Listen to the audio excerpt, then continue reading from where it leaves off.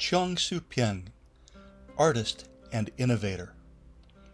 Produced by Tobin Rees Fine Art. Buying and selling the works of Cheong Soo Pieng. The 1981 oil painting, The Durian Seller, is a sophisticated and affectionate tribute to the pleasures of Southeast Asian life and culture. It features three women in patterned batik skirts sharing bites of fruit as the durian seller puffs on an opium pipe. Full of dense patterns and delicate outlines, the refined style of the image is a result of years of travel, study, and experimentation. This painting is the work of Cheong Soo Pieng, one of Singapore's most revered artists. His signature appears in the sign above the durian fruit, which reads, "Mangoes and Durian, Quality Assured by Soo Pieng." Born in China in 1917, Soo Pieng began his art studies in Shanghai in 1933 at the age of 16. When war erupted in 1936, he left the art academy but still managed to teach and paint in watercolor and ink.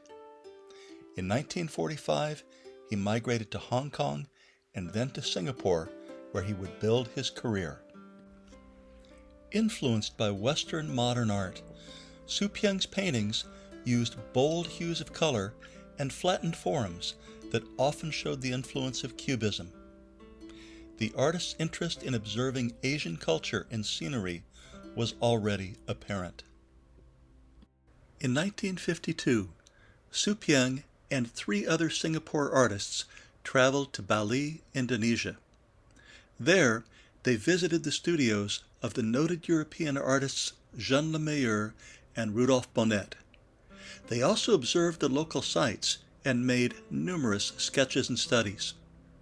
The trip resulted in an influential 1953 group exhibition called Pictures from Bali.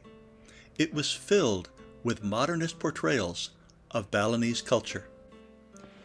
Soo Pieng's paintings of Balinese women included Asian-style ink-on-paper works, as well as sensuous oil portraits on canvas. In the years that followed, the subject of Balinese women, their clothing, and their surroundings continued to inspire fresh variations. In Soo Pieng's 1960 portrait of his daughter, his ability to fuse Asian and Western methods and styles is highlighted. Sensitively rendered with Chinese colors and ink on paper, it has the serene elegance that recalls both Chinese scroll painting and the oil portraits of Henri Matisse. Trips to Borneo in 1959 and London in 1961 broadened the artist's range and brought new experiments in style. The abstract paintings Soo Pieng showed in Europe in 1962 and 3 featured dramatic bursts of light and shadow portrayed with dynamic brushwork inspired by the traditions of Chinese brush painting. The artist's 1965 ink painting of a Malaysian village, or kampong, features recognizable structures rimmed by abstract brushwork. Soo Pieng's work became even more abstract as he developed curvilinear, biomorphic paintings and ceramics in the late 1960s. Working with metal and found objects, Soo Pieng came full circle in the early 1970s, returning from abstraction and moving towards representational subject matter.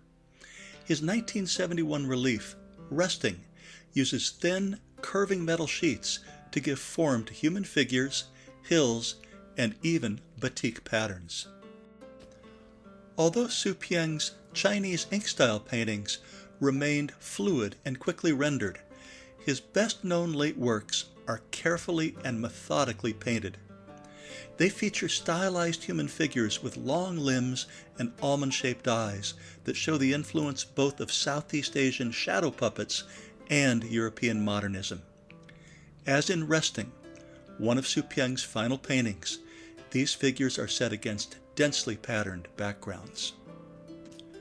When Cheong Soo Pieng died suddenly in 1983 at the age of 66, Singapore lost one of its pioneering modern artists.